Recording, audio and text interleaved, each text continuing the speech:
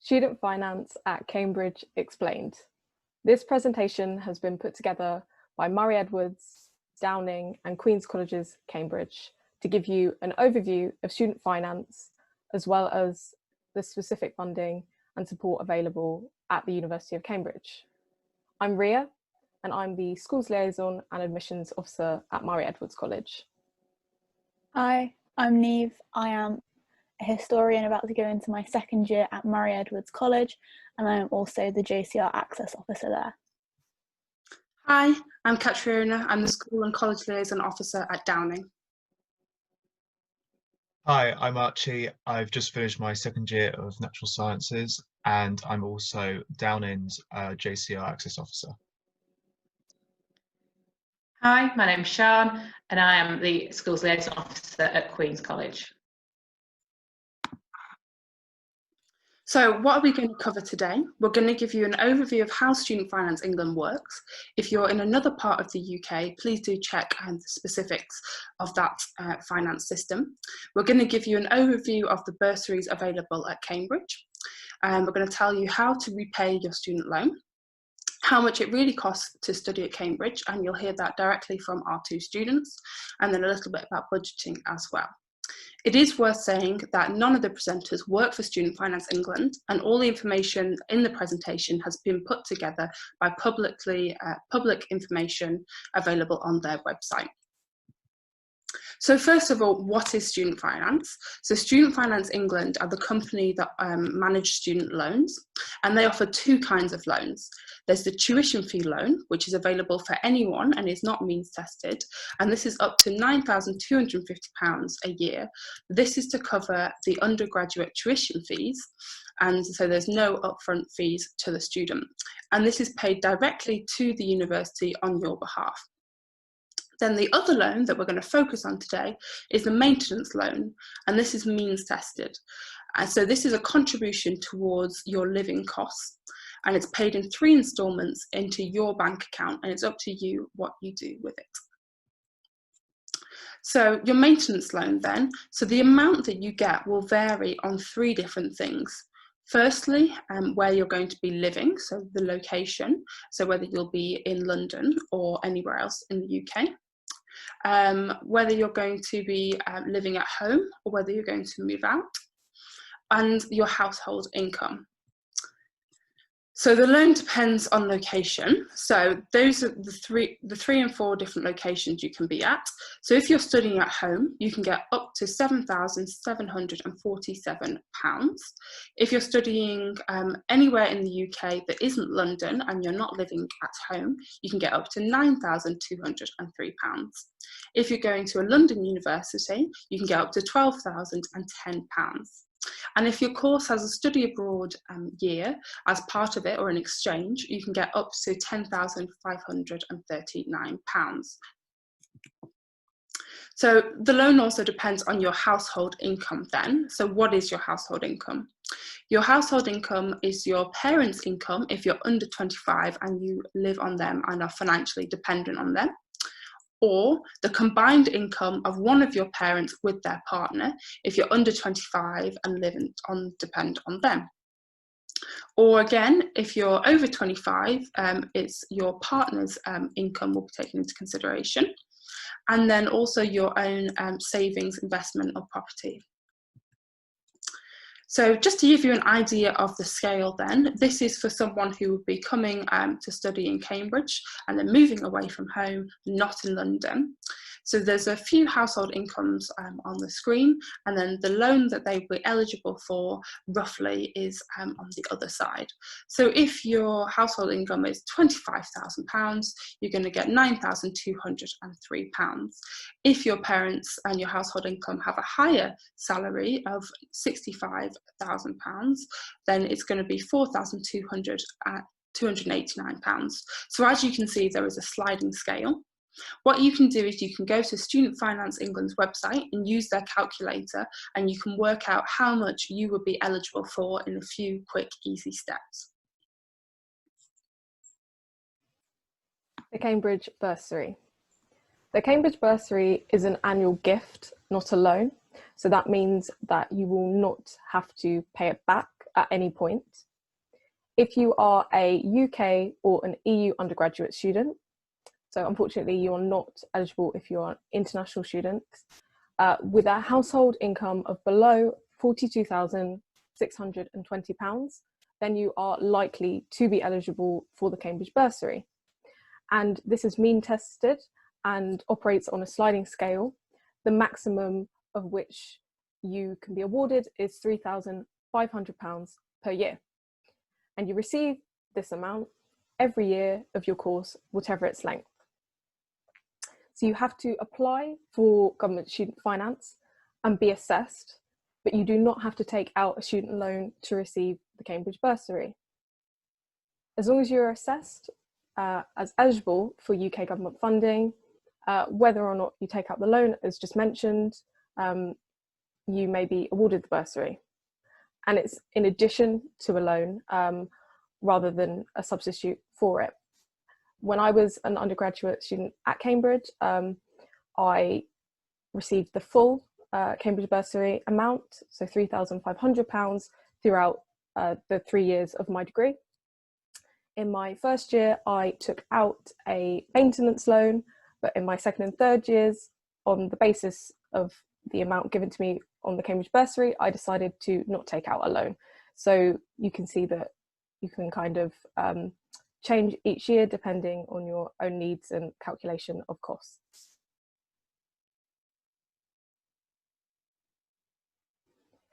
Independent students, so those who are care leavers or estranged, may be eligible for an enhanced award of up to £5,600. Colleges also have their own bursaries on top of the Cambridge bursary, but these do vary college to college. So please do check out the college website. Most colleges will have funding and awards pages, so please do check college websites. Good tips and things to know.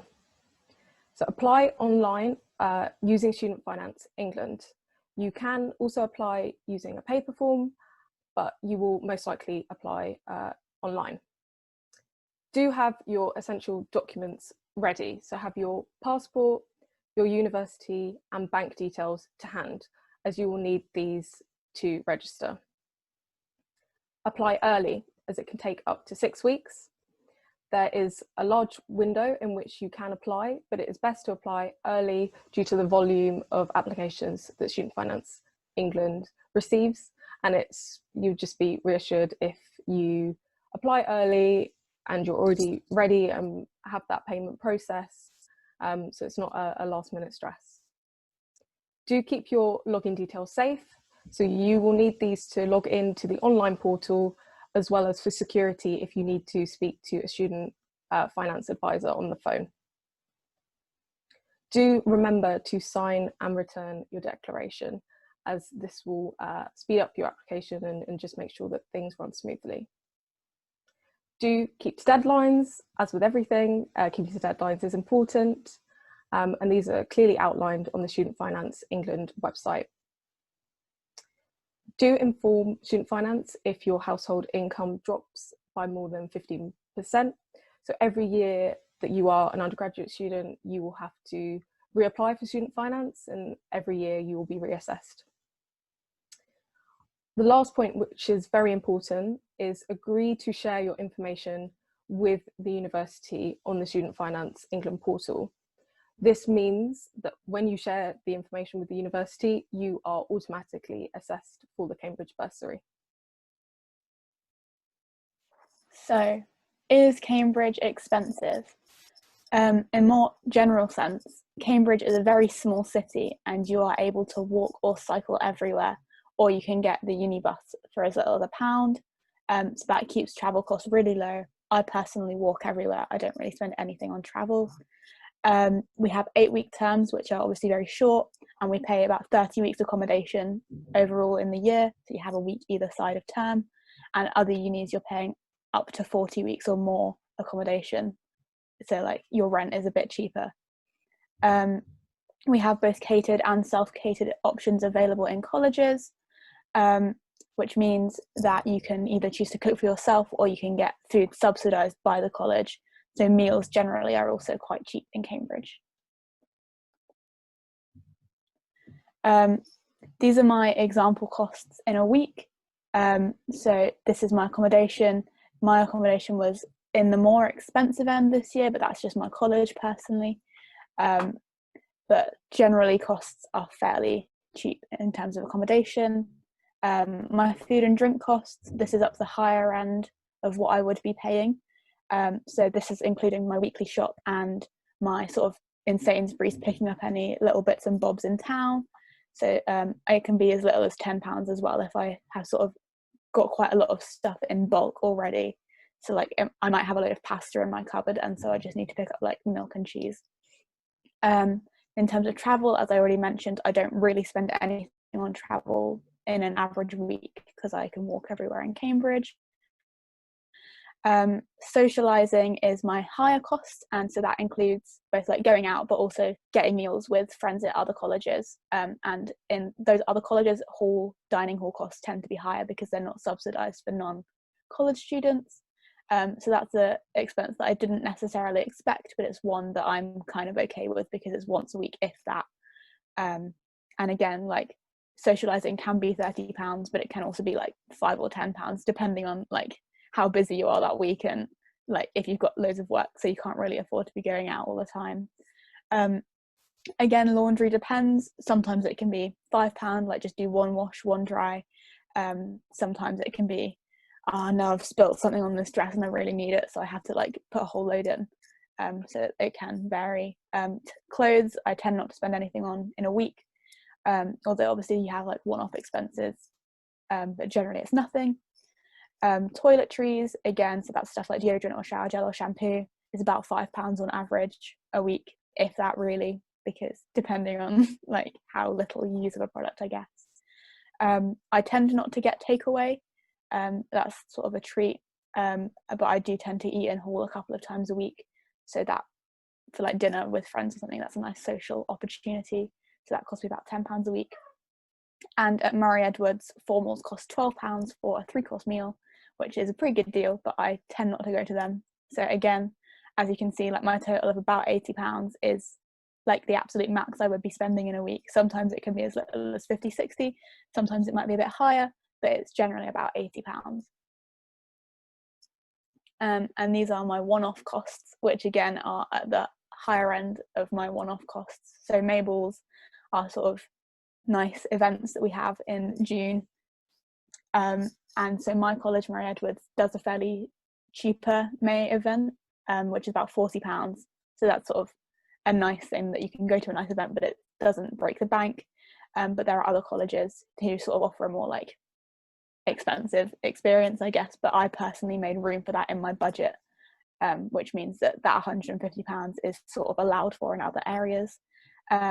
Stash is sort of college merch, I guess. So I've got a jumper with my Medwards crest on it, and that cost me like £30 at the beginning of term. Good quality, lasting me ages. Like that's a one-off cost. My Cambridge Union membership, I was lucky enough to get as a gift, so that didn't come into my budget. But if you do choose to spend your money on that, that's talks and debates and stuff for life. So that's £190 is a lifetime membership. So like for me personally, that was a cost I was justified in having. And then travelling home, once or twice a term, it's cost me about £15 on a coach. Sometimes I'm lucky enough to get a lift, but that's so to get into London. If I've got a concert or something, I tend to sort of go home because home is closer to London for me personally, and then get back, and it's a bit cheaper that way. And then my gown, which I wear for like formal and matriculation, cost me £25 at the start of the year. Some colleges don't require a gown, but that, again, that's a one-off cost, and you can actually sell them back to college when you leave Cambridge, like at a second-hand rate. So again, that £410 is at the higher end, but I feel like it's somewhat reasonable. But again, you can definitely go without all of these, so it totally depends. Yeah, so these are sort of my rough weekly costs. In Downing, there is a large range of accommodation at different prices. I should say that I managed to always get the cheapest accommodation, but also sometimes, especially in second year, there's a ballot systems, and sometimes, and so you can be at different ranking, and there may just not be any cheap rooms left when if you're quite far down. But it's worth to note that if that ever happens, you can always seek financial support if you end up in a room you can't afford. So I wouldn't worry about accommodation. If you case, because you can see how high it can get. There's not to worry about. So Downing does have places you can eat. However, I cook all of my own foods. So I'll try and do a sort of plan for the week of what I'm going to cook, and then write a list of ingredients and go and try and do a big weekly shop, which generally will come out around £20, £25, but occasionally will creep up a bit to sort of £35, £40, just if it is a particularly big shop that week. If there's a lot of things I need to buy, a lot of things I run out of. But then also throughout the week, I'll run out of things like bread and milk and do the old extra sort of top-up shop, but which will never be too much. I don't go out to eat all that much to sort of keep costs down. Sort of a weekly treat though that I do. There's a burrito shop just by Downer, which we go to with a sort of group of friends, and they have a £5 student deal, which is, I think, a good price and quite a nice sort of social thing. So I do that every week. Outside of that, don't go out too much. Very occasionally we'll go to a restaurant. Very occasionally we'll go to formal. Formals in Downend will cost you £10 for a 3-course meal. Drinks in Cambridge, well, the pubs will be relatively expensive, but mostly we end up staying in the college bar, where a drink will be about £2.50. So obviously it depends what you're up to that week, but you can see that it's, if you do want to go and meet friends for drinks, if you go to college bar, you won't spend too much. Similarly, if you decide you want to go out to the clubs, they're never too expensive to get into. Downing will sell some tickets from the bar, and they'll be about £5. Entries are very priced, but you're not ever going to be sort of talking above about £10. Clothes, sort of to keep my costs down, I quite enjoy going to charity shops. I find them quite fun, and there's quite a lot in Cambridge, and you can do quite well. So every sort of a couple of times a term, I'll sort of go around all of them, and we'll grab a few things, and it will never be too much money. Stationery is also another thing that I won't buy every week, but I'll buy every month or so. And yeah, it's very cheap. I'll just buy some new pens, some new paper, and never really spend too much money. And yeah, sort of one-off costs, I think generally will be fairly similar from between colleges. So I think a lot of what these one-off costs will also apply. Another one-off cost that I had would have been bikes. So I got a second-hand bike in Cambridge, and that cost me about £80. I also got a bike lock, which was not a bit more money, but I said it was something worth spending on, because there is quite a high incidence of bike theft, so it's worth getting a good lock, and also lights, which are a legal requirement, and you want to keep safe because the roads can be quite busy when it gets a bit dark. So that probably was came to about £100. So it is a bit of an investment. However, you can either keep that bike, take it home at the end of university, but also there's a massive demand for secondhand bikes. Every year new people come up and they want to get a bike because it's very easy and convenient to cycle around Cambridge. So there's also a good chance if you wanted to try and sell your bike, someone will buy it as well. So budgeting, I sort of mentioned a bit, sort of like looking at sort of like my weekly shop and stuff like that. Budgeting is a skill, and it might require a bit of trial and error, especially in the early days.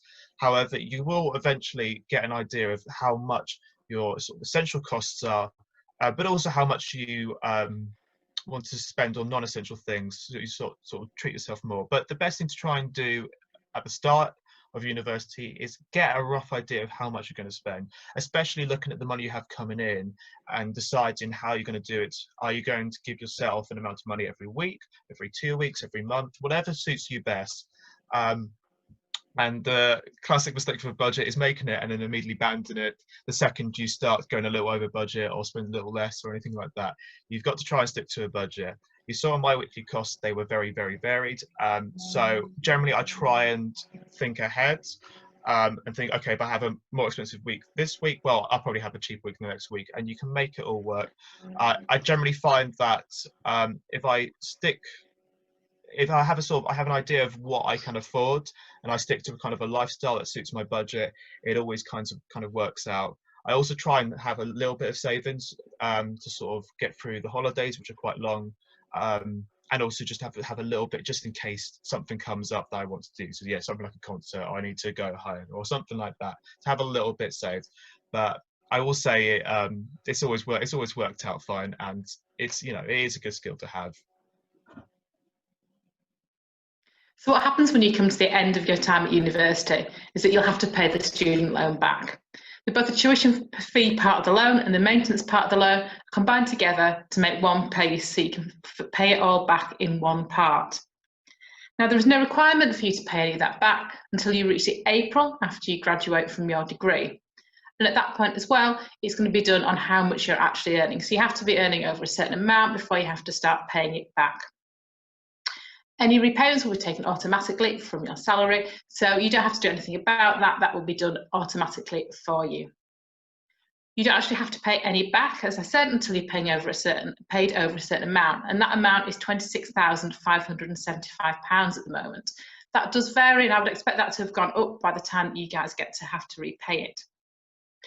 Once you go over that £26,575, you'll be paying 9% off of your loan of what you're earning over that amount. So all the way through, it's based on what you actually earn, not what you're owing. And once you've been paying it back for 30 years, the amount that you've got left will be written off. So it doesn't matter how much of that you're paying over the time, eventually that will be written off after 30 years. Worth remembering as well, within that time, it won't affect your credit rating. So if you're looking at buying a house or making another major purchase like a car, it shouldn't interfere with that. To give you an idea about how much you'll be repaying, we've put together this repayment scale. Now, these figures are an estimation and they're based on the current information. As we said, that's going to change over time, so it's worth keeping an eye on things like that. But if you're earning that amount of £26,575, where the repayments kick in, if you're exactly on the nose of that, then you will find that the income that the 9% will be based on and the deductions will be 0. So you'll be paying back nothing at that point. However, if you're earning a bit more, say you're earning £40,000 a year, then we will look at how much that money is, the deduction is based on, and that will be based on £13,425, which would mean that you are making a monthly repayment of about £100. But what does it look like in practice? So we have put together our imaginary graduate here. This is Amy, and she is earning £35,000 a year. Her monthly income after pay is £2,286.67. Now, for her student loan repayment will be about £63 a month. And that would leave her around £2,223.67 to spend on her expenses, such as somewhere to live, food, things like that, as well as all her leisure activities. For this, we've looked at it with her tax being around £375 and her national insurance £225. As with all debt, we have to pay interest on it, and the interest that you will be paying will vary depending on how much you're earning at the time, but also what stage of your life you are at. So for the time that you are studying and until April after you graduate, the interest will be calculated as the RPI plus 3%. Now, I will explain what RPI is, just if anyone just needs that. So RPI is a retail price index. Now, it's a measure of inflation published monthly by the Office for National Statistics, and it measures a change in the cost of representative samples of retail goods and services. So it does move around a little bit. As I said, it's done monthly, so you can expect it to move a little bit around, so that can change how much the interest you will be paying. Now, if you've passed that time of the April after you graduate, and you're earning less than £26,575, then the interest will be calculated as just the RPI. But if you start to earn a little bit more, so if you're earning between £26,575 and £47,835, it will be the RPI plus up to 3%. And it's just a sort of a scale based on those salaries. Once you're earning that little bit more again, of £47,835 or more, it will be the RPI plus 3%.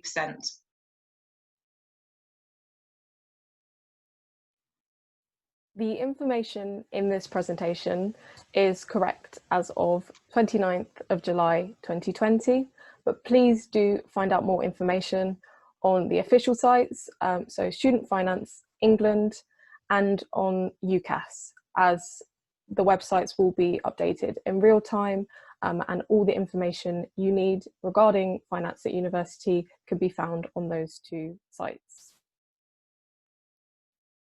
Thank you very much for listening. Please do keep in touch with each of our colleges. So you can find us on Twitter, Instagram and Facebook. And please do get in touch using our admissions email addresses if you would like to get in contact with us more formally. Thank you for listening to our video. We'd now like to put together a few questions that people ask us a lot when we go out and around on the road when we're speaking to groups.